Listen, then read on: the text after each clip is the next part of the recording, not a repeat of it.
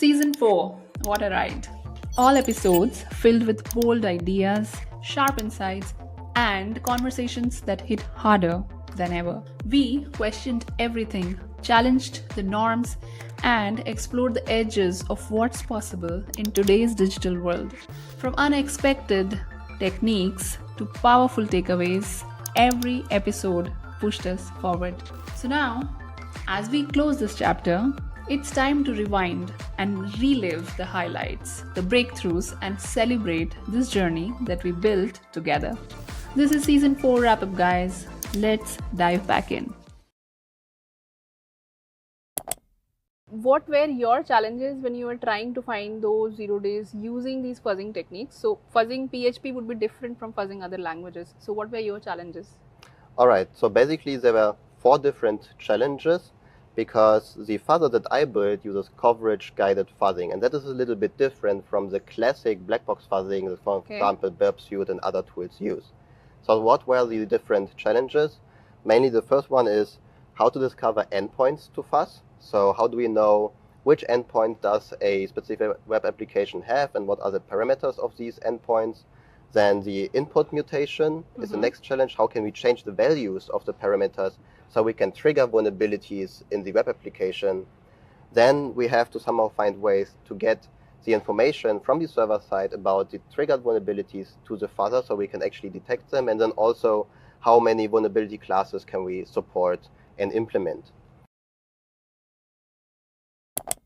So just to simplify it for the audience, what I was trying to do, for example, it's a healthcare model, right? So when you change the weights and biases, I think you've also talked about it a little in your abstract, and I'm sure in the talk as well.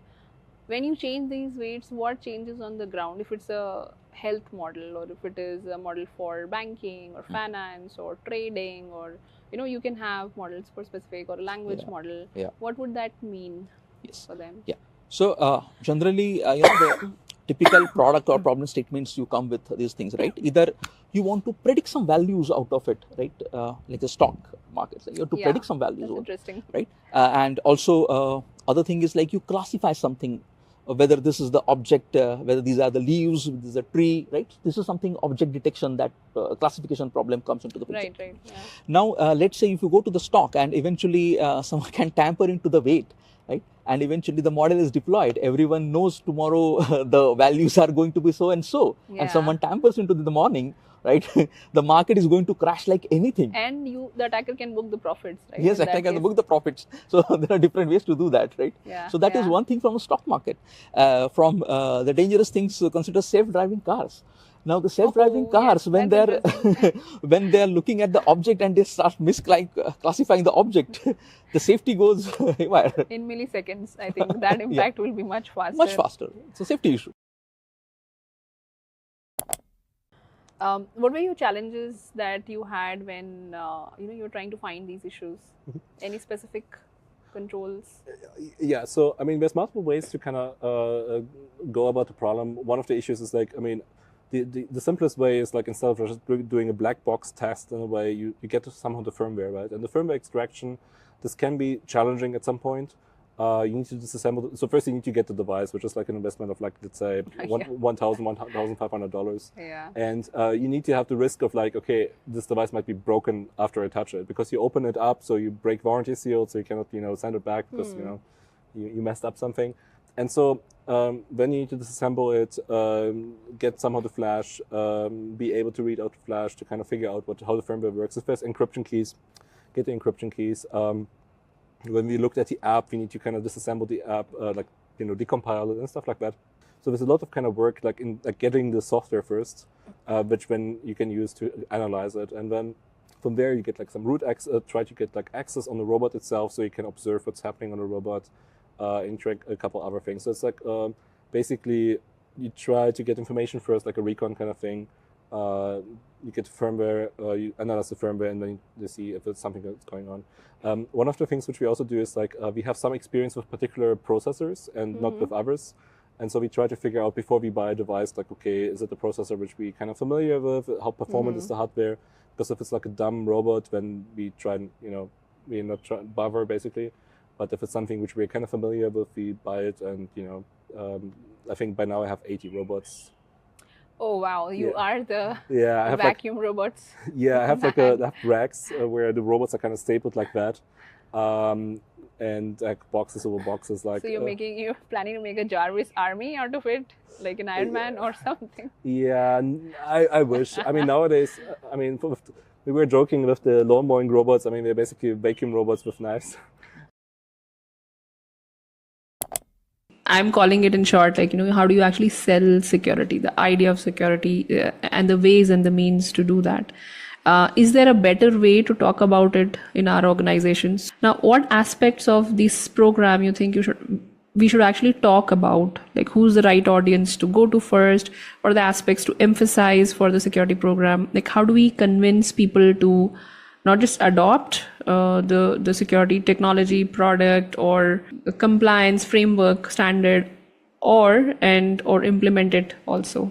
But the very first thing that I recommend and we've done is you start with an office hours as frequently as people can bear.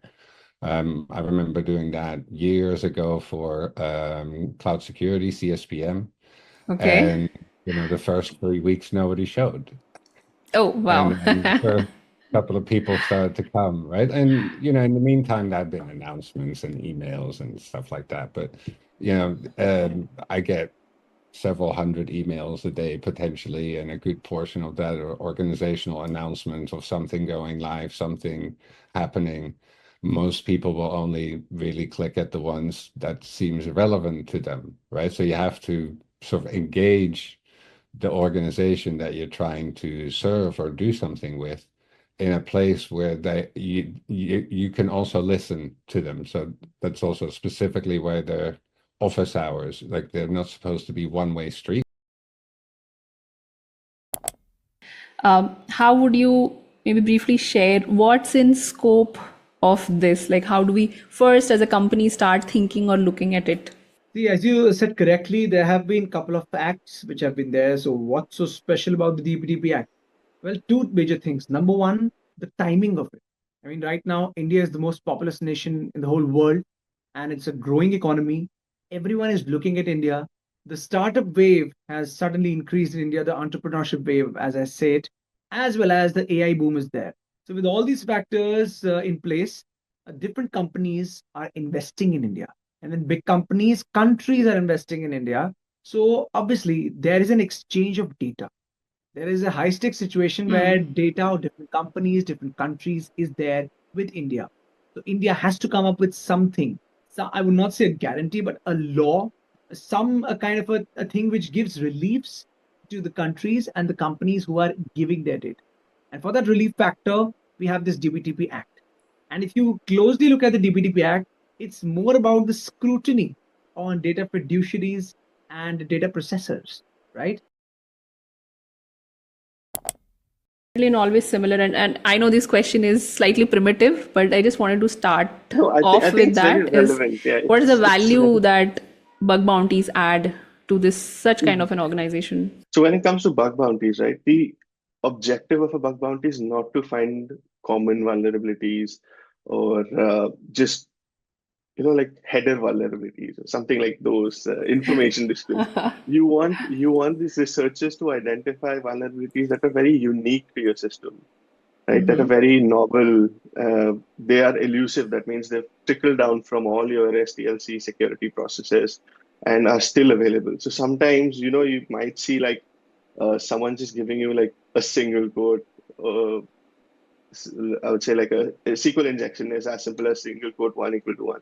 But that missed through your testing cycles because it was not easily found, for example. That could be the reason, right? And then, and these researchers you would see, right, are always into this. Their core objective is identify vulnerability and help these organizations fix. So, okay, I see it. So you are saying that, okay, while we are looking at just the packages and the libraries, we're not looking at the bigger picture more holistically, like the entire ecosystem. And that actually also means that we are not looking at the supply chain, the way we should be looking at, we are looking at very in a very reductionist approach of, okay, what is the code having, and then over and above it is not my problem. Yep. See, the way, if you look at it, if you remove software from it, and if you just consider supply chain does not only talks about, hey, I've created a watch, so all the components inside the watch are my supply chain. The supply chain becomes the entire process of getting the first component out to the vendor, reseller, the final distributor, to the person who's selling us the device. All of them become part of the supply chain. So why are we not taking that same approach towards software supply chain? Because any of them can affect us. I guess that's because we want to keep blasting pagers. I didn't want to mention it, but that was the example. Oh, okay. So close to our hearts. But yeah, exactly. I mean, exactly the reason why such attacks will be successful, because you're not looking at the entire supply chain. You're just looking at the pager. So, okay. So that's an interesting thing. I think somebody should take a note here and then come up with a bill of materials for the supply chain. Something like an SBOM, but supply chain bill of materials. But also, what actually drew you to that? Like, why did you do research in specifically this area? We understand that the next thing in the world or the market will be metaverse, and it is the 3D internet. So to maybe explain it in a very clear way, I would like to pitch in more examples. Recently, or maybe during the time of COVID, people were not conducting marriages in a physical form, right? What I mean to say that, but you could not invite the guest and everything, because we had a lot of norms that were sent by the government. So there's a couple from Tamil Nadu who had conducted their entire marriage in a metaverse platform, and the best part was of the entire wedding was that the bride had lost her father, and they also had an avatar of her father attending the wedding. So it was a very emotional part, and also people had enjoyed a lot. We also have certain companies like Honda and Tanishq Riva that is coming up with their metaverse thing. So India also, it is booming, and we understand that it is the next big thing tomorrow. So it maybe gave us a lot of interest in the topic and helped us ensure that we also take up and understand what is the security perspective of metaverse when it comes to handling everything that is happening there. Secondly, also, if you have any stories of having done that, please share with us. So one story that comes to my mind, I was I was a newbie at that time, around 2006, 2007. And that was a software service provider where I was doing my consulting job. Second year, I remember going in just with one slide, and with one slide showing, okay, you gave me a set of IP addresses. This is where I started my PowerPoint presentation. Nice animated PowerPoint presentation back in 2007. This is the IP addresses I started with, and these were all on-premise. Cloud was not very prominent at that time. These are the IP addresses I started with. I ran the scans. This is, instead of telling what I've got, I showed them, okay, this is your semantic server. I have admin access here. This is a screenshot.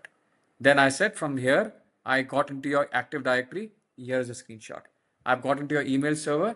I've taken an email of your CEO. Here is a screenshot that I've sent him an email, and I've got into his inbox as well, and here's a screenshot. That one slide was good enough for me to draw attention on the impact. Okay. And finally, they didn't let me leave the room until they got it in written from me that I've deleted all that information from my system. That was a long night for me. Okay? So what I learned from that experience, Neelu, is whenever you're doing whatever you're doing in vulnerability management program, you need to articulate what is your objective, why are you doing, what are you doing, and if you don't do this, what does it mean for them?